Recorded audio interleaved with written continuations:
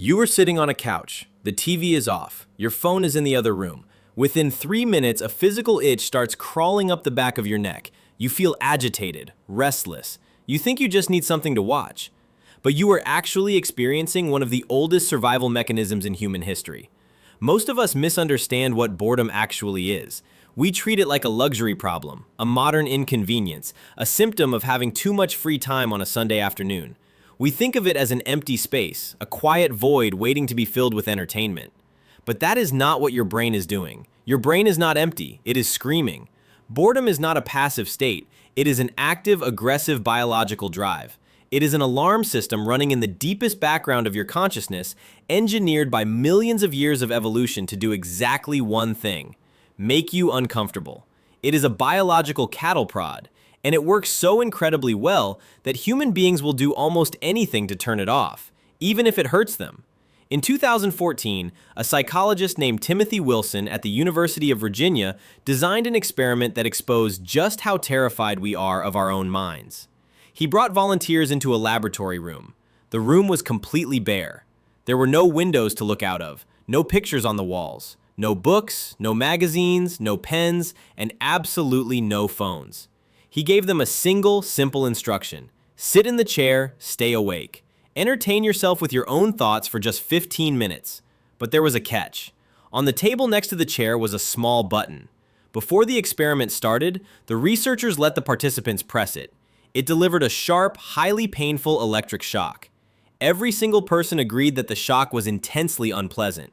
Most of them explicitly stated they would pay money to never feel it again. Then, the researchers left them alone in the bare room with the button for just 15 minutes. Here's what happened. 67% of the men and 25% of the women voluntarily shocked themselves. Some did it multiple times. One man sat in the silence and pressed the button 190 times in 15 minutes. These people were not masochists. They were just bored. When faced with the terrifying prospect of doing absolutely nothing, of sitting alone in the quiet, unmoving architecture of their own minds, human beings chose physical pain over boredom. Pain was a task. Pain was an event. Pain was a break in the friction. Pain was better than nothing. To understand why your brain hates silence this much, we have to go back. For 99.9% of human history, doing nothing was a death sentence. Imagine you are an early human on the African savanna 300,000 years ago. You have eaten. You are safe from predators. You sit down under the shade of a tree. If you stay under that tree, you die. The environment is constantly shifting. The water hole might dry up by next week. The herd might migrate north. The weather might turn. If you are completely content just sitting there, soaking in the peace and quiet, you are not scouting new territory. You are not gathering surplus food. You are not building stronger spears. You are not finding a mate. Evolution had a massive problem to solve. How do you keep an animal moving, searching, and working when its immediate basic needs are already met? The answer was friction. The answer was boredom. When you sit still for too long, your brain slowly withdraws dopamine, the chemical that makes you feel satisfied and at peace. At the exact same time, it slowly increases cortisol, the hormone tied to stress and panic. You start to feel an itch, an agitation, a creeping sense that you are wasting time, that you need to be doing something, finding something, fixing something. Boredom was the engine of human progress. It was the biological currency that bought our survival. Every migration across a frozen continent, every new tool carved from stone, every fire sparked in the absolute dark was driven partly by the simple, unbearable friction of doing nothing. Your ancestors didn't explore the world just because they were brave. They explored it because sitting still physically hurt. And then we conquered the world. We built cities, grocery stores, refrigerators, and central heating. We engineered an environment of absolute, unprecedented abundance. You no longer need to walk 10 miles to find a handful of berries. You can push a button on glass and have 1,000 calories brought to your door. You don't need to build a shelter. You don't need to hunt a mammoth.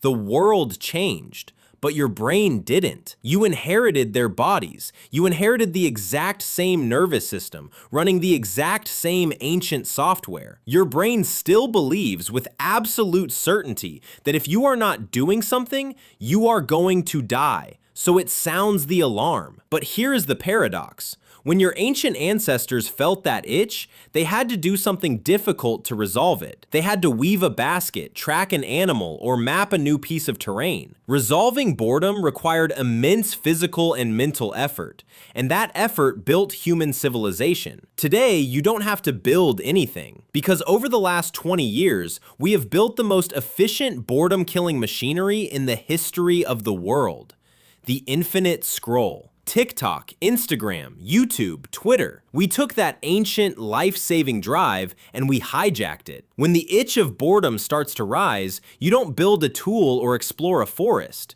You reach into your pocket. Within milliseconds, you can flood your brain with cheap, frictionless dopamine. You trick your ancient software into thinking you are doing something incredibly important, discovering new information, analyzing threats, mapping complex social hierarchies. But you are just swiping your thumb on a piece of glass. Your brain cannot tell the difference. It just knows the alarm finally stopped ringing. We have engineered an ecosystem where you never actually have to be bored again. Any minor moment of friction, waiting in line for coffee, sitting on the toilet, riding the subway, laying in bed before sleep, can be instantly erased. You can live your entire life without ever spending 15 minutes alone with your own thoughts. And this is where it gets worse, because we didn't just cure boredom. We cured the reward of boredom. When you never allow yourself to sit in the quiet discomfort of your own mind, you lose what comes immediately after it.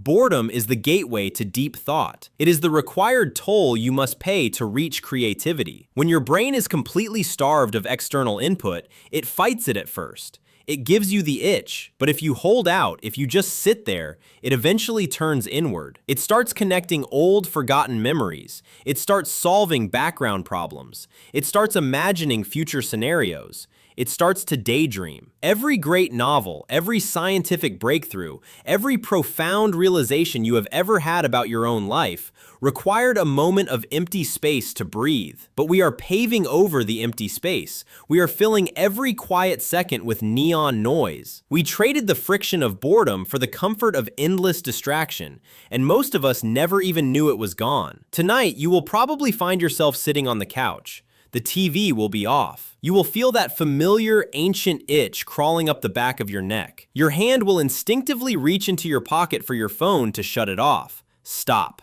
Let the alarm ring. It will be deeply uncomfortable. It will feel like you are doing something fundamentally wrong. But that silence isn't an enemy. It is the only place left where you can actually meet yourself.